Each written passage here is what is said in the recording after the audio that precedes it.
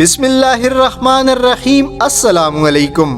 امیر المؤمنین حضرت عمر بن خطاب رضی اللہ تعالیٰ عنہ نے ایک مرتبہ شدید سرد اور تاریک رات میں ایک جگہ آگ روشن دیکھی، چنانچہ آپ وہاں تشریف لے گئے۔ ان کے ساتھ جلیل القدر صحابی حضرت عبد الرحمن بن عوف بھی تھے۔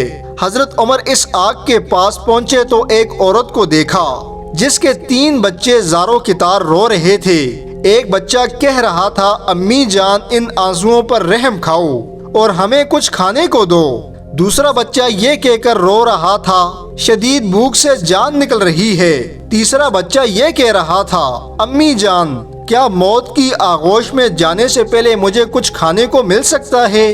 حضرت عمر بن خطاب آگ کے پاس گئے اور عورت سے پوچھا، اے اللہ کی بندی، تیرے اس حال کا ذمہ دار کون ہے؟ عورت نے جواب دیا، اللہ اللہ، میری اس حالت کے ذمہ دار امیر المؤمنین عمر ہیں۔ تو حضرت عمر نے فرمایا، کوئی ہے جس نے عمر کو تیرے اس حال سے آگاہ کیا ہو؟ عورت نے جواب دیا، وہ ہمارے حکمران ہیں، تو ہم سے غافل کیوں؟ یہ کیسا حکمران ہے جس کو اپنی رعایا کی کچھ خبر نہیں؟ یہ جواب سن کر حضرت عمر بن خطاب رضی اللہ تعالیٰ عنہ کی آنکھوں سے آنسو جاری ہو گئے۔ آپ وہاں سے فوراً بیت المال دوڑے، بیت المال کا دروازہ کھولا۔ بیت المال کا محافظ بولا، امیر المؤمنین خیریت تو ہے، اتنی رات کو کدھر؟ حضرت عمر نے اس کو کوئی جواب نہ دیا اور ایک بوری کے اندر آٹا، گھی، شہد بھر لیا اور اس چوکیدار سے کہا، یہ میری پیٹھ پر لاد دو۔ چوکیدار نے عرض کیا، آپ کیا چاہتے ہیں؟ حضرت عمر نے فرمایا، میں نے تم سے کہا اس کو میری پیٹھ پر رکھ دو۔ چوکیدار نے عرض کیا، آپ یہ چیزیں اپنی پیٹھ پر نہ رکھیں، یہ چیزیں آپ جہاں لے کے جانا چاہتے ہیں میں آپ کے ساتھ چلتا ہوں۔ تو اس پر حضرت عمر نے سختی سے انکار کیا اور اس چوکیدار سے مخاطب ہو کر بولے، تیری ماں تجھے روئے، یہ سامان میری پیٹھ پر رکھ دو، کیا قیامت کے روز بھی تم میرے گناہوں کا بوجھ اٹھاؤ گے؟ یہ کہہ کر حضرت عمر نے آٹا، گھی اور شہد اپنی کمر پر لاد دیا۔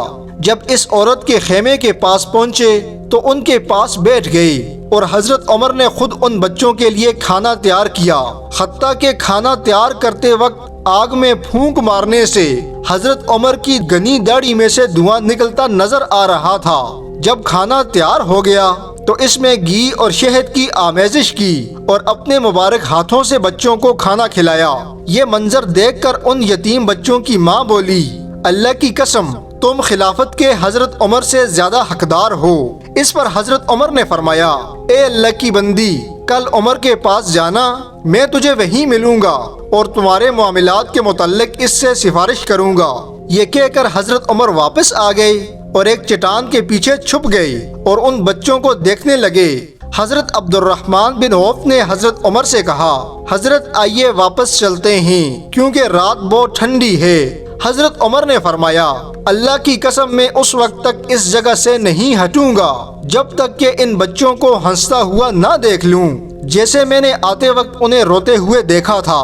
جب اگلے روز سورج طلوع ہوا تو ان یتیم بچوں کی ماں دربار خلافت میں گئی۔ وہاں اس نے دیکھا کہ حضرت علی بن ابی طالب اور عبداللہ بن مسعود رضی اللہ تعالیٰ عنہ کے درمیان ایک شخص تشریف فرما ہے اور وہ دونوں حضرات اسے امیر المؤمنین کہہ کر مخاطب کر رہے ہیں، اور یہ وہی شخص تھا جس نے گزشتہ رات اس عورت اور اس کے بچوں کی خدمت میں گزاری تھی، جن سے اس نے کہا تھا، اللہ اللہ، میری اس حالت زار کے ذمہ دار تو عمر ہیں۔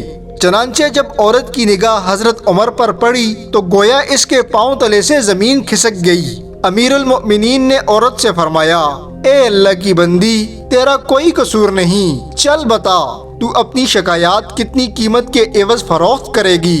عورت بولی، امیر المؤمنین مجھے معاف فرمائیے، میں نے آپ کو پہچانا نہیں۔ حضرت عمر نے فرمایا، اللہ کی قسم تم اس جگہ سے اس وقت تک نہیں ہٹ سکتی جب تک کہ میرے ہاتھ اپنی شکایت فروخت نہ کرو گی۔ بالآخر حضرت عمر نے اس بیوہ خاتون کی شکایت اپنے مال خاص یعنی 600 درہم کے عوض خرید لی اور حضرت علی کو کاغذ اور قلم لانے کا حکم فرمایا اور یہ تحریر لکھوائی، ہم علی اور ابن مسعود اس بات پر گواہ ہیں کہ فلاں عورت نے اپنی شکایات امیر المؤمنین عمر بن خطاب کے ہاتھ فروخت کر دی۔